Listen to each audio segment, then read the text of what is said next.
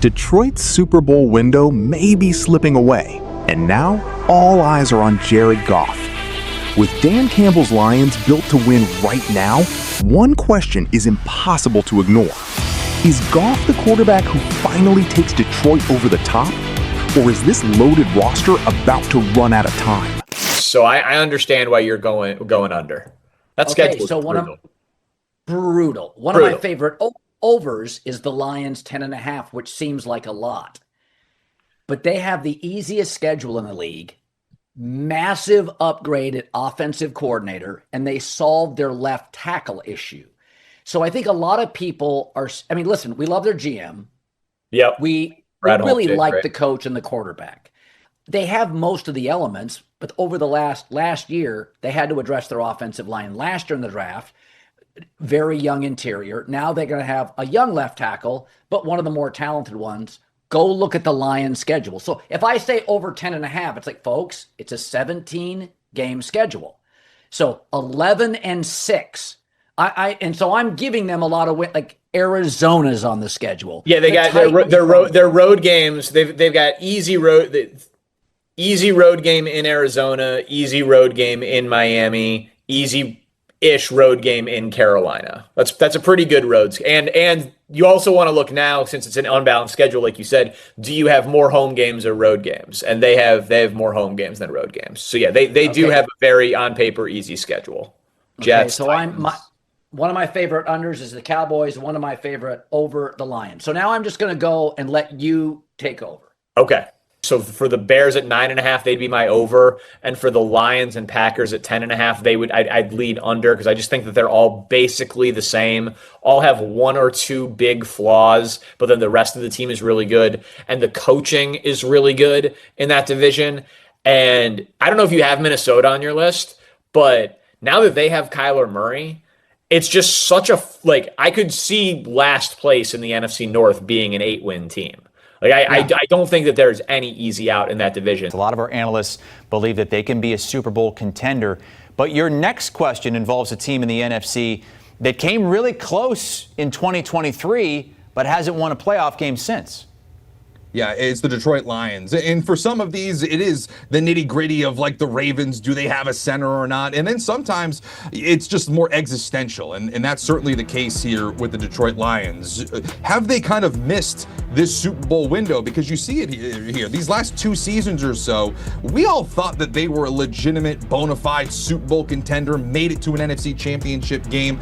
But then we go to last season. 9-8, you're over 500, but you miss the playoffs. And what concerns me about the Detroit Lions is they play in one of the most difficult divisions in the entire NFL, in the NFC North. They're currently favored to win that division by a slim margin, though. And you have the Chicago Bears getting better. You have, obviously, the Green Bay Packers. If they get healthy on defense with Micah Parsons, they will be a factor. Who knows what happens with the Minnesota Vikings? You go back a couple of years when they had Sam Darnold. Those two teams, the Vikings and the Detroit Lions, were going toe-to-toe in Week 18 for the division and the number 1 seed. So if they get stable quarterback play, they're another team that really kind of is a thorn in Detroit's side. And that's just for the division. So there is a lot of questions here about the Detroit Lions, and you're going into a season now where Jared Goff's going to turn 32. His completion percentage dropped off rather dramatically in the low 70s to now 68% last season, going from 2024 to 2025.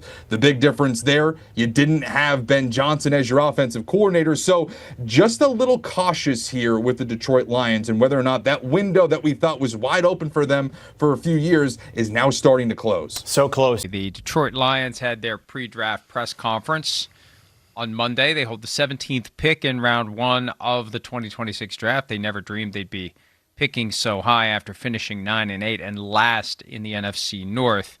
Here is Brad Holmes, who's been the GM of the team for 4 or 5 years now, since coming over from the Rams as he was the director of college scouting there. Here he is on whether he'd adopt the same philosophy as his former boss, Les Snead, when it comes to trading picks for players or whatever else you can get for them. Organizationally, if there was a player out there, obviously not a quarterback, who you thought could put you over the top, even though there's no guarantee you'd get to the Super Bowl, would you for lack of a better term, F the picks, go all in, whatever word you want to use. If you guys felt that there was a guy out there that would, in your mind, pretty close guarantee get to the Super Bowl. Absolutely. Yeah. Yeah, if it's the right guy, yeah. I mean, you guys know me. I feel like you guys get mad at me sometimes. I do that too much sometimes. But no, if we have that kind of conviction for a player, absolutely. We're going to go and get him. And look, every team has different beliefs, Chris, about players, and they have strong convictions about some that others don't, just like Patrick Mahomes, just like Andy Reid did in 2017, jumping from the low 20s all the way to number 10 to cut the line in front of Sean Payton, who would have taken him with Drew Brees in the room with a group of friends. Yeah. And Peyton had to say to Mickey Loomis, "Hey, go tell Drew we might draft Patrick Mahomes right here. A little awkward in here. This might be his last year touring the facility with friends. Seriously, yeah. But in all seriousness, with Detroit, that group up there, they're not afraid of anything. We know that they're the kneecap biting Detroit Lions. Dan Campbell, they're not afraid to make moves. I mean, what do you got to do? All you got to do is, maybe they haven't made huge trades or whatever, but they've made risky moves, that's for sure. I mean, hey, taking Jahmyr Gibbs. Oh, you can't take Jahmyr Gibbs at number 12? That's insane. He's not in the same class as Bijan Robinson.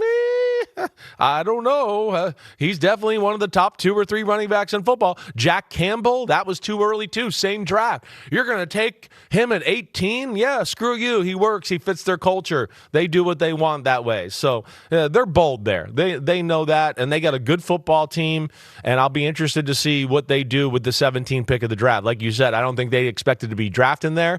They're as good as a team as we've seen picking at 17 in quite some time, because I still go, wait, they're 17 and they're in the Super Bowl window. And that's rare that you kind of say that. That doesn't match up.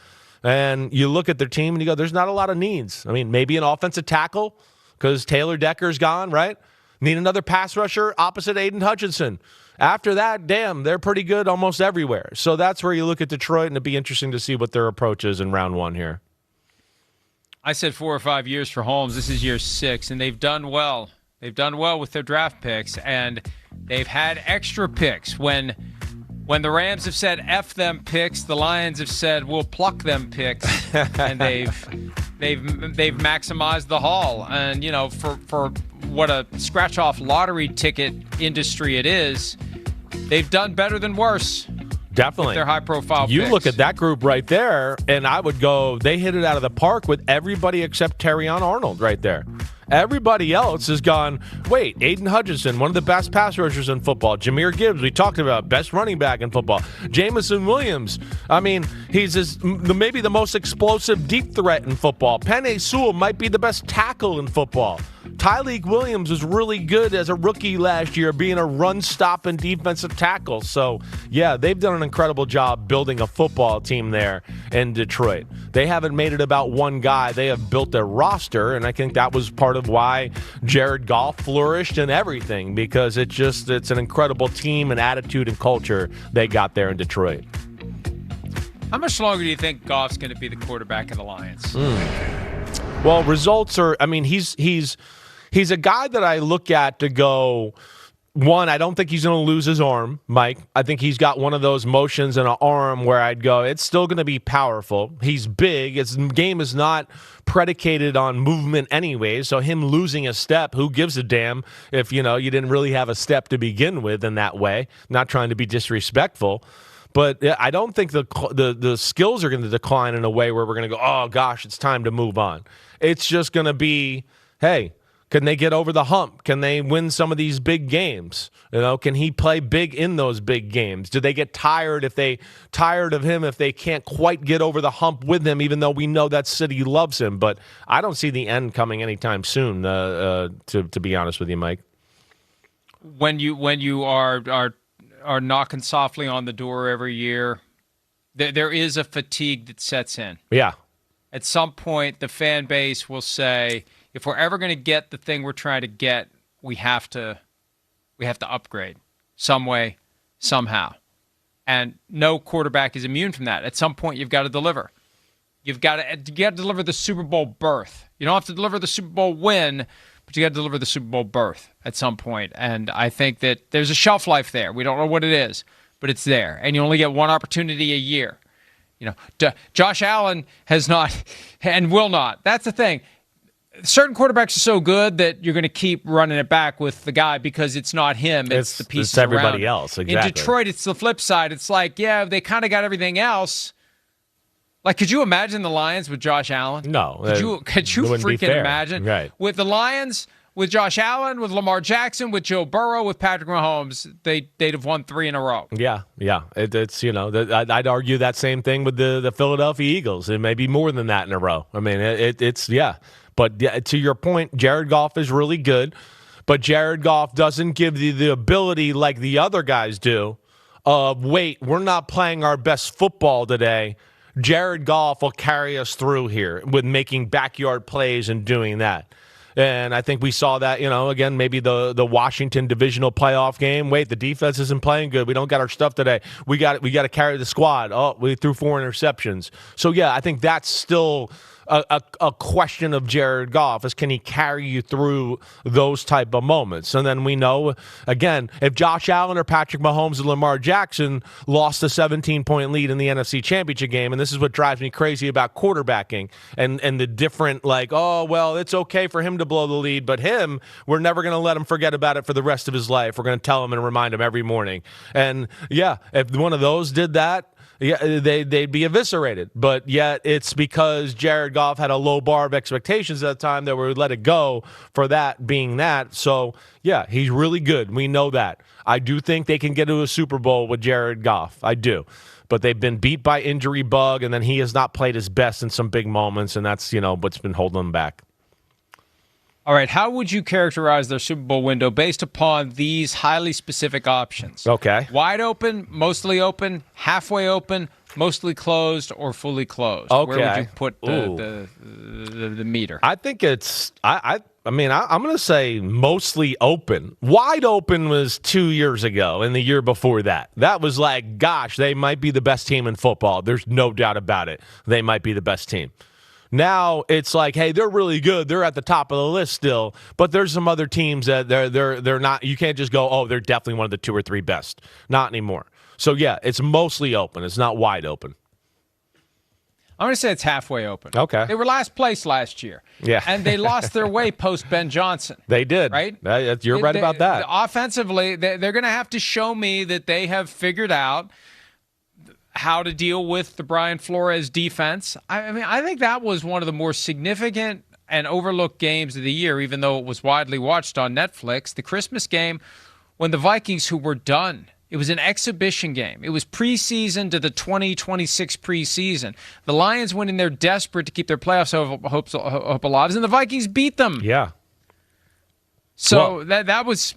Yeah, that was a big impressive for the deal. Vikings, but depressing for the Lions. Well, and let's not forget the first matchup with Brian Flores and the Vikings was the whole, the Vikings might have just showed something. If you kind of blitz and pressure Goff up the middle, things change. And that kind of started the stretch of the Lions winning or losing to the Vikings, then winning, then losing, then winning, then losing, then winning, then losing, then losing, then losing. I mean, so yeah, there was something there. And you're right about the Ben Johnson thing. People are going to look at it and go, well, their offense was still number 5 in football. But it's like you and me would say, go, bullshit, bullshit, bullshit. It wasn't really. And when it needed to be explosive and awesome like it was in the years before with Ben Johnson, like we saw the Bears be in the fourth quarters of games and whatever else, they weren't able to do that. And that's where, it felt different. It felt like a foregone conclusion the years before. You were just like, whoa, Detroit's got to go down the field here right now. Ben Johnson, Jared Goff, those weapons, they're going to go down. Last year, you were a little bit like, I don't know. We'll see what happens. And you're right. You're totally right. That changed the outlook of the franchise. Yo, mic check 1 to 2, -1, -2. Game over for this video, folks. Smash that like button, drop a comment, and subscribe to stay in the huddle for more.